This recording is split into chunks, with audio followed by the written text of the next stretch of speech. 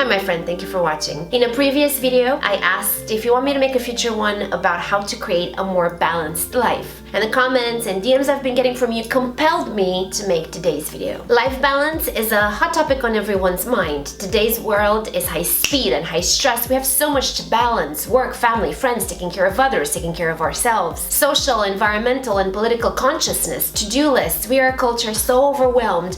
A simple Google search of how to find balance in life returns over 680 million results. And it seems that this issue is starting to plague minds that are younger and younger, because even kids nowadays can have a hard time finding their equilibrium. There are mountains of information about this, books and blogs, and yet finding balance is much harder in life than it is in theory. I would lie if I said that I always live in balance, and there's no time when either work or personal life, for example, has to take a punch in favor of the other. I've never met or heard of anybody with a perfectly balanced life either, particularly people that live in concrete jungles. We know that a healthy, balanced life brings happiness and well-being and focus, and it increases productivity and success. But the big question is, how do I do that?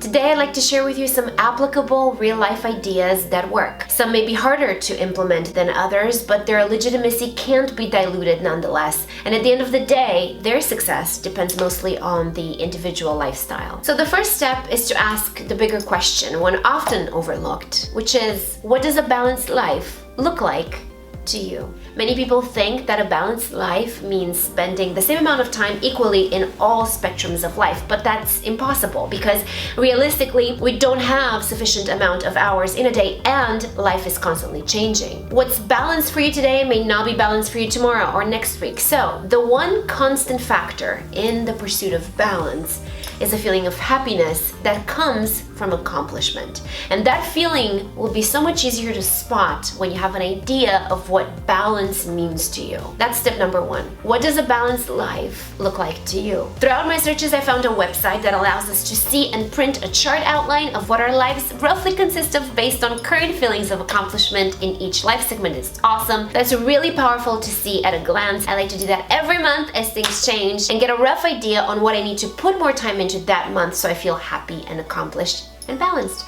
I also expanded more on those segments in case you want to make your own chart, and those details will be sent straight into your inbox. Please keep an eye out for that later this week. And if you're not signed up to get the weekly email, which has a lot of content that is exclusively available to my subscribers, then you can join today on my website. The link is below. Once you know what segment of life you like to work on that month to create that fluidity in balance, I recommend setting goals. Make a list of goals that you think can help you achieve that balance. And as you identify those goals, plan out the corresponding tasks. We have to adapt more of an efficient mindset, and that means planning ahead. Make a list of daily, weekly, and monthly tasks that you will need to do to achieve each one of those goals. Put those tasks in your calendar and make sure they're included in the daily to-do list. I've shared many tips on how to be productive in the past and how to best create efficient to-do lists. I propose watching or maybe rewatching that content to really seed in these new habits. So, identify,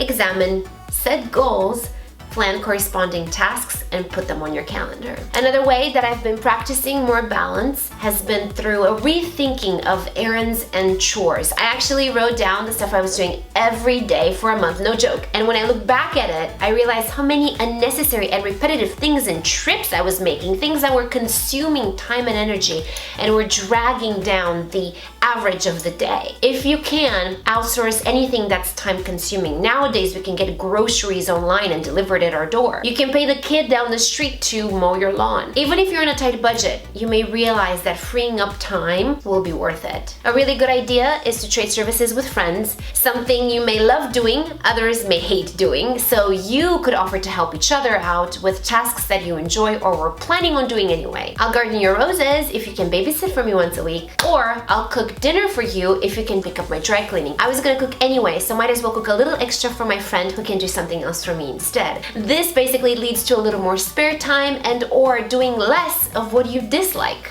if that makes sense. I also talked about prioritizing in the past and being specific. Those apply here as well. And in this case, being specific means instead of saying, I'll spend 20 minutes doing something I enjoy every day of the week, you can say, Monday, I'll read from this book. Tuesday, I'll work on my vision board and then spend 5 minutes visualizing. Wednesday, I'll take a bath and use X aromatherapy, etc. Don't say you'll spend time with your husband, because not all time is quality time, and you definitely don't want to wait figuring out what to do, get down to the last minute, then settle for watching TV. Be specific in advance with what you want to do that week. Get up a few minutes earlier in the morning and enjoy a cup of coffee or tea and some quiet time before everybody else wakes up. That makes good for putting your thoughts in order and taking a breath. Plan your household chores during the work week so you can save more time on the weekend. Make every member of your household contribute in some capacity, and if you can't afford it, honestly, hire a cleaning service once a month. Once a month for just a few hours will keep your sanity, and I've learned that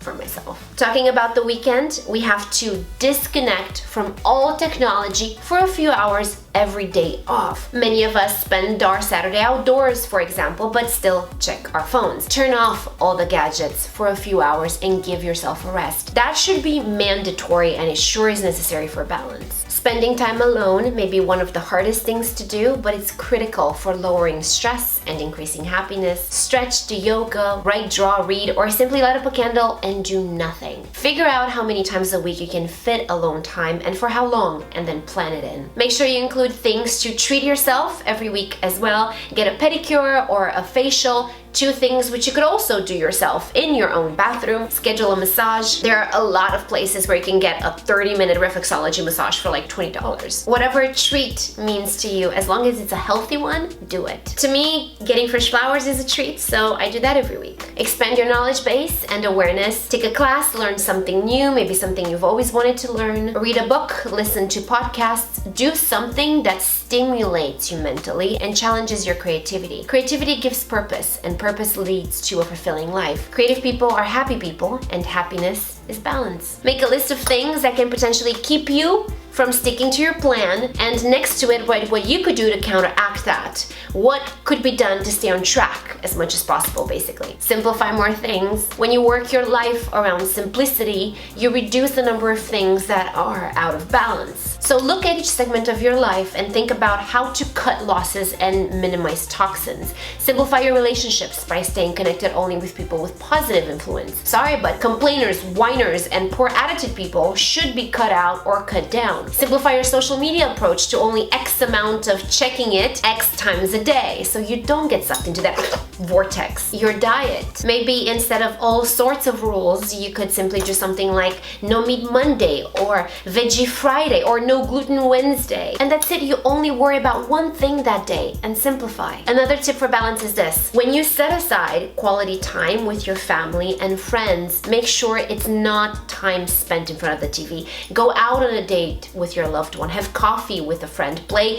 a game with your kid, go shopping with your mom. Also, make it a point to watch something funny every day. As of late, my husband and I watch 30 minutes of Impractical Jokers every night, and if you haven't heard of this show before, you're welcome. Stop eating lunch at your desk while you keep working. You have to disconnect for 1 hour. I excruciatingly force myself to do this, and I can't do it every day, but I do it at least twice a week, every week. And if I finish eating earlier, I go outside, take a quick walk, get some fresh air, or sit down and watch some funny videos online, maybe even read a little bit from a book. You have no idea how much doing this contributes to a balanced lifestyle. A little relaxation goes a long way, and even during a hectic day, we can take 10 or 15 minutes to do something that will recharge our batteries, maybe give us that sense of happiness and accomplishment, which ultimately leads to balance. You don't need hours spent doing something to feel like you're living a balanced life. You just need to introduce the feeling of happiness and accomplishment on a consistent basis. That may be leaving the office earlier once a month,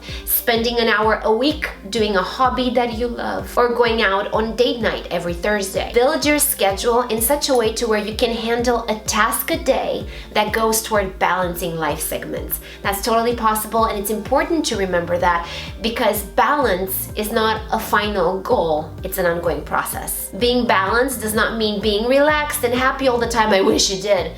But finding room and making time for the things that balance the scale as much as lifestyle allows. We no longer live in a world where planning is the killer of joy. We actually live in a world where the one thing that can keep our shit together is planning. Planning spontaneity is like saying you're doing a no makeup look. Sounds a little ridiculous, but it's reality. And it's fun. By using a chart and being strategic, if you know your goals and every Sunday you plan your tasks, your tactics, and then you employ them throughout the week while following some of the other ideas also mentioned in this video. By building your life around these tactics, you will live in balance more frequently and more efficiently. And remember this, Gary Keller talked about the Pareto principle, or simply said, the 80-20 rule. And he said, most of us get 80% of the results from 20% of the work we do. So focus on that 20%. Think about where your happiness and success come from. What is your 20%? And then pepper more of that into your day. I hope you learned something cool today. Please don't forget to like this video and subscribe to my channel. Leave me a comment, us a comment, and tell us what's something that you do to add more balance in your life. And definitely let me know what other videos you'd like to see on my channel. I love hearing your opinions, and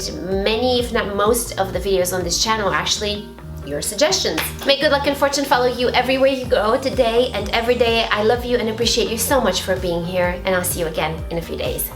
Bye!